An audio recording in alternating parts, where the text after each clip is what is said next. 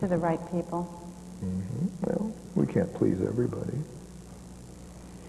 He just doesn't show any interest in me either, you know. I wonder why. He doesn't ask me about my day. He doesn't make sure that I've got enough to do or that, you know, he doesn't notice if I'm looking sad or feeling sad. If I don't feel like cooking, he doesn't care. He just, you know, he doesn't really care. He'll just pick up something and bring it home. It's not, it just seems like I don't have I'm not important to him or to the kids. That's one way of looking at it. Could be that, could be something entirely different. You might be very important to him. You don't know. You're not talking to him enough to find out. When you read these women's magazines about I'm unimportant, I mean, you're parroting all the things out of Cosmopolitan. I didn't realize that.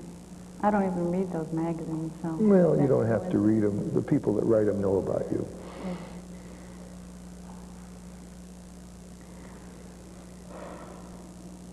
Frustrating, isn't it? It is very frustrating.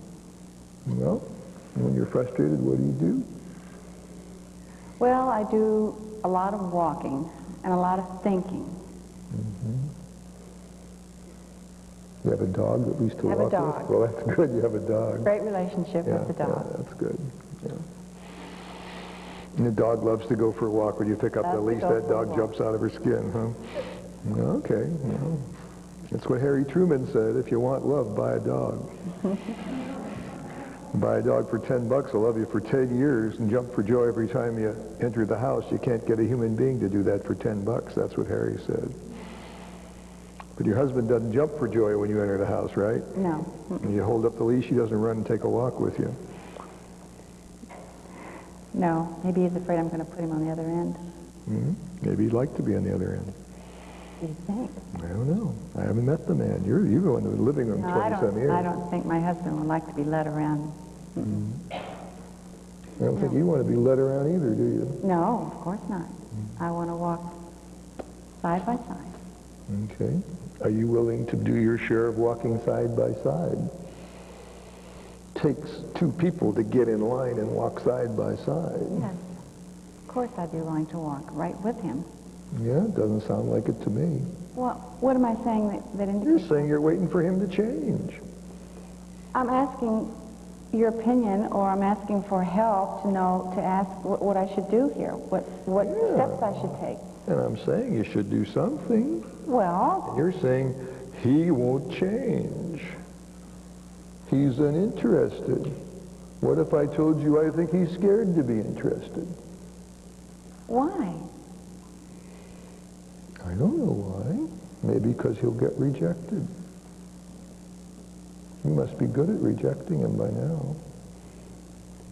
Well... And he's good at rejecting you. You're really good at doing that with each other. The thing of it is, you see, I'm not going to open myself up. So you're scared too, aren't you? Well, certainly. Well, why isn't he scared? He's terrified, probably.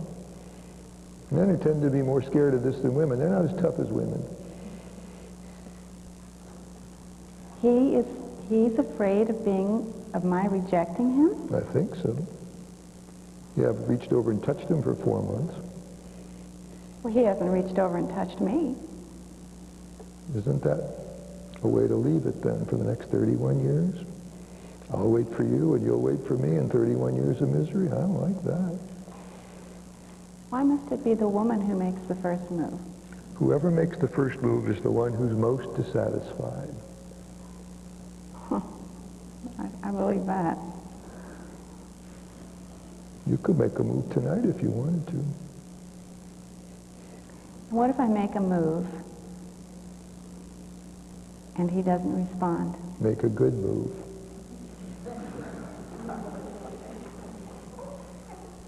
Tell me what a good move is. I'm not a woman, I can't tell you exactly, but you could make a move to him tonight that he would not reject. Well, I wouldn't make that move that's in your eyes right now. Why wouldn't you? Here's your husband, it's perfectly legal. You say you don't have anyone else, hell, you may as well try it with him.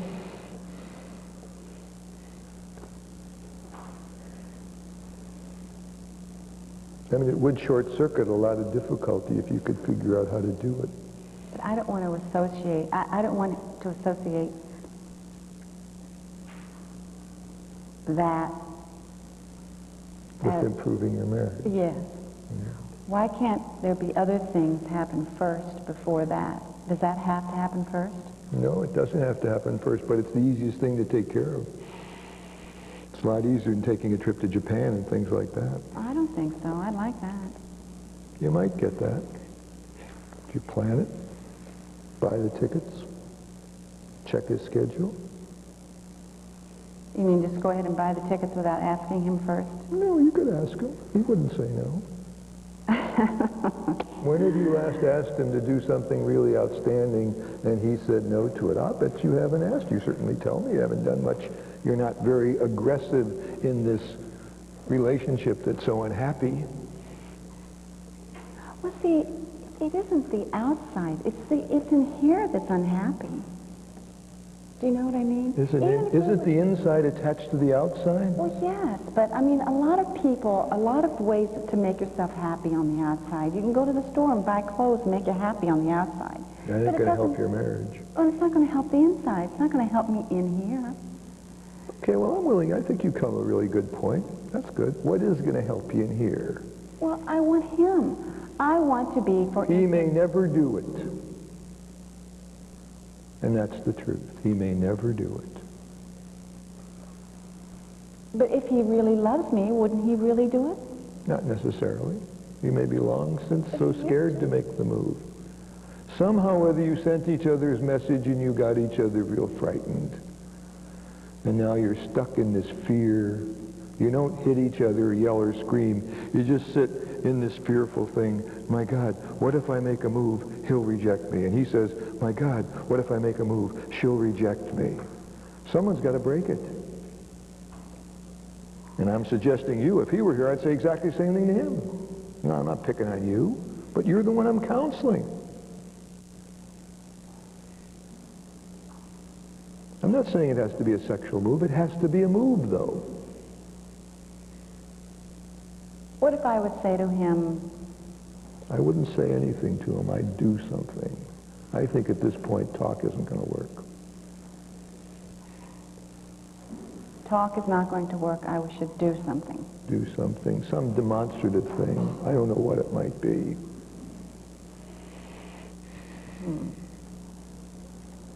I don't know what it would be either. But sex is on his mind, I'll tell you that. Well, what if sex is on his mind with someone else? Because isn't it quite abnormal? I mean, a woman can go longer than a man without having sex. I mean, sort of. What if he's having sex with somebody else? If he's having sex with someone else, the marriage is over. So we have to assume he's not. And you're 45 and you're nice looking, divorce him and find someone else. Your kids are gone anyway. If that's what's going on, get rid of them. But if you want it with him, you have to go into the assumption, like I'm saying, that he wants it with you and doesn't know how to get it. I don't see why he should be any different from you. When I asked that question initially, you looked at me like I was really from outer space. And so I have the feeling you're right. He doesn't have someone else. He doesn't? Well, unless you want to change your tune altogether now. Your tune was certainly different before. You looked at me as if, my God, what right have you got to ask that question? You hardly know me. Well, I don't have to know you to ask questions. I'm a psychiatrist.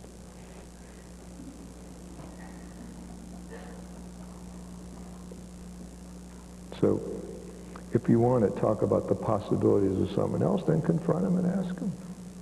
But I think it could cause worse trouble between you if he's not, so I don't advise it. I mean, he doesn't run out at night to make phone calls. I mean, is there anything like he's obviously very hard for a woman who lives with a man long as you have, for him to change his life to the point where he's having some kind of a sexual relation with another person and not get some kind of a hint about it. The man usually even sends a hint. to kind of tell you, see, you're not good enough, babe. I don't think you've been getting those hints. I don't think I have. Yeah.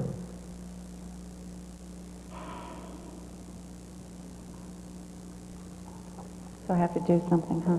No, you don't have to do anything, Linda. You can live the next 31 years miserable. I mean, Well, if I want a happier home life, I have if to you do want something. something more from him, my guess is you're going to have to make the move. He's more scared than you are. Otherwise, he'd have made the move.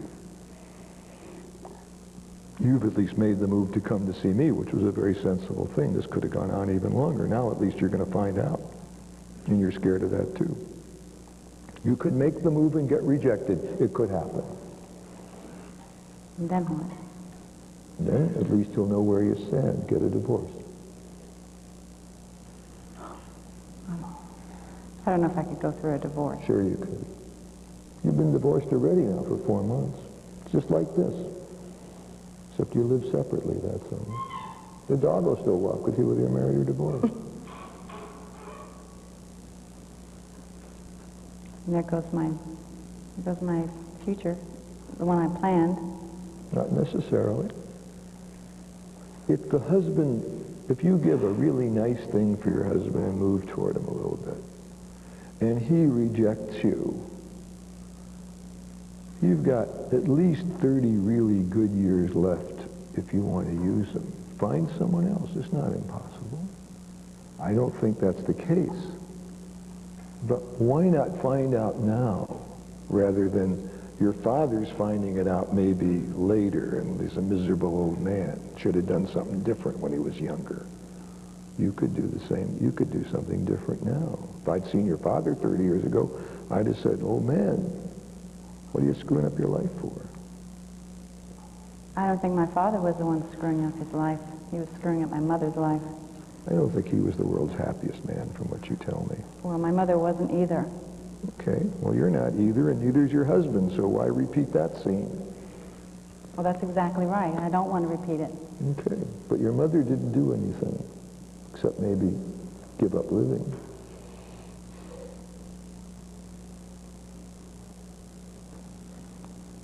This psychiatry's tough stuff. You don't come in here just to chat.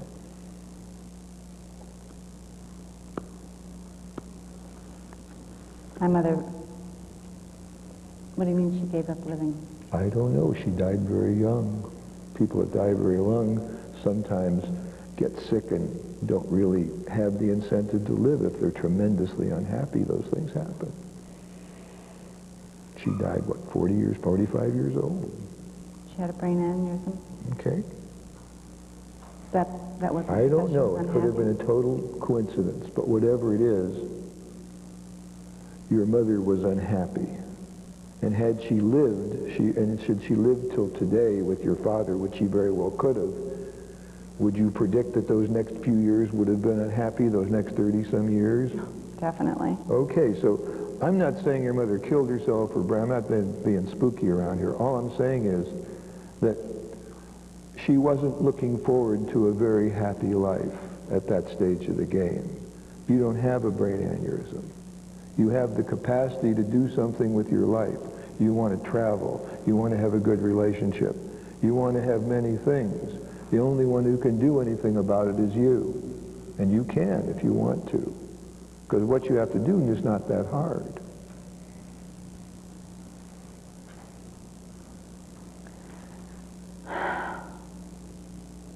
So I have to do something.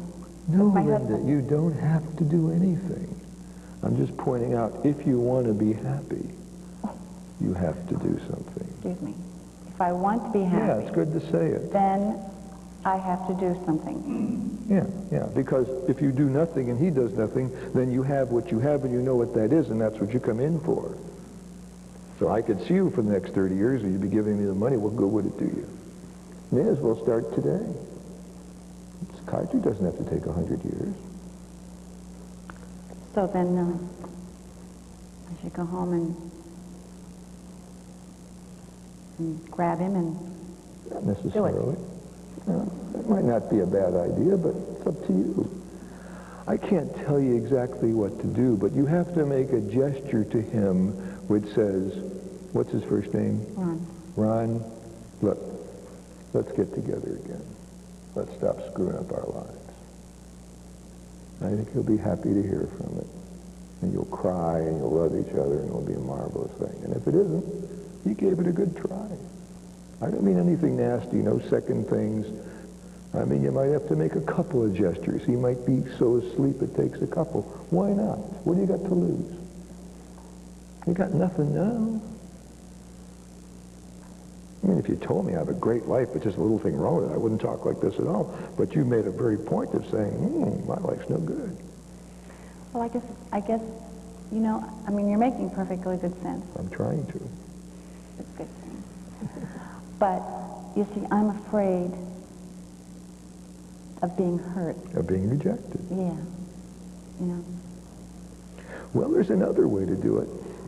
And I don't think it's as good as what I'm suggesting. You could write it out on a piece of paper and give it to him. Tell him to read it. It could all be done on a couple pages. Just lay it out and say, I'm scared and you're scared, and I want to love you and you want to love me. And that might work. it might. If you want to write something out like that and really spend some time on it, I'd read it over with you and talk to you about it. That might work. Because then he could read it and give him a chance to think about it and see how Yeah, he the would want to confrontation wouldn't be so sudden, yeah. Give him a chance. Does he ever go away for a while, or a day or two overnight, a show or a convention or something? Fishing. Fishing? When is he going to go fishing? I don't know, whenever he gets the urge. Well, I mean, just, is it like soon? Because I think that would be a marvelous thing to send away fishing for him. He'd have really caught a fish on that expedition. You could even make a little fish on the outside. Here's the first one, darling. You can put that, I missed that. Well, I mean, you could draw a picture of a fish on the outside, then he opens it up and there's the message. Put that like in his bait box. Oh, you could do it. Well, I mean, you know where to put it, I mean.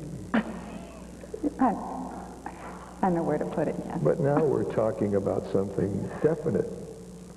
I mean, see, you are creative. That was a real good thing. I mean, I'm pushing here, but writing him a note when he goes fishing sounds pretty good.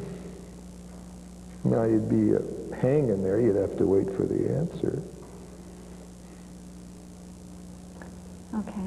And that way I wouldn't risk losing my children either. I mean, you know, if things work out, then... You're not going to lose your children. Well, they're pretty close with him, though. If anything would Shows happen, he has some capacity for love and affection. If teenage boys are close to him, that's a good sign, very sign of a very good man. Very unlikely for a man like that to be having an affair with another woman. Just that indication that the boys are close to him. True. The boys would like to be closer to you, too. But he may be sending them a message, don't be close to your mother, you can't trust her. I mean, all kinds of crazy things go on when people reject each other. Then they get competitive over the kids. You don't think it's too late for them, though? They're so old. No, it's not too late for them. Never too late in life. They form their opinions about people when they're real young, If though. they see you and him getting along, you'll be ace high with them. They want that as much as anything. The best thing parents can do for children is love each other. That's what Catholic priest said that in Chicago about 20 years ago. I've never heard anything better.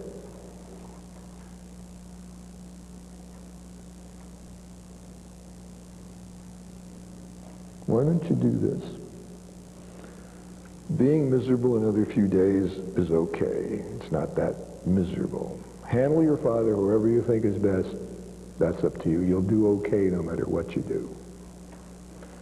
Write out something that you would communicate to your husband what you want, but you got to make it very affectionate and possible. It can't be second guessing, and it can't be like, if you don't do exactly as I want, it isn't going to work out. You got to lay yourself open to be hurt a little bit.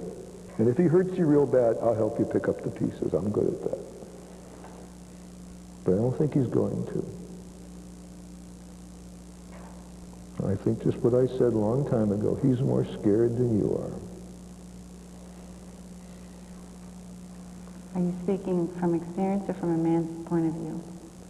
I'm speaking from long psychiatric experience. I'm an old psychiatrist. I'm almost as old as your father, but I'm not mean like him.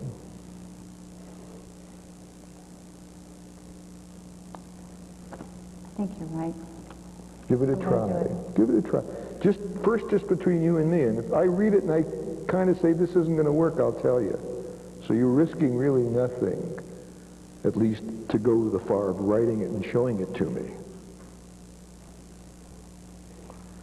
And it'll help you focus your ideas. Okay? Mm-hmm. You're real interested. I'm interested to see what you write.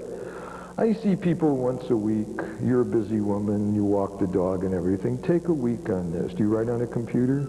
Mm-hmm. Okay. There's a computer will help you edit and something like this. What are you going to do, though? This thought just occurred to me. If he sees you writing, what are you going to tell him? Well, I've never known him to look over my shoulder. No, and he probably won't do that, but he might see you writing something. Oh, then he wouldn't think anything of it. He wouldn't think it. No. He doesn't question what I do. He doesn't care about it. Okay. Okay, I was thinking you might tell him something kind of flip, but kind of true. I'm writing a note for you to take with you the next time you go fishing.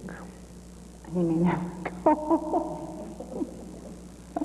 Well, that's up to you, but I think it would be kind of interesting. You may as well let him have a little of this stuff that you're going through, too. If he asks, only if he asks.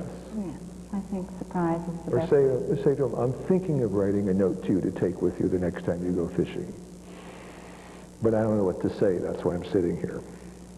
I mean, just be a little creative. I mean, it's life. I mean, you know, you're capable of laughing. You smiled a few times in this interview. The basic thing in life, if you get right down to it, is to have a little laughter every day, and you're not having very much right now. No, and you're absolutely right. Okay.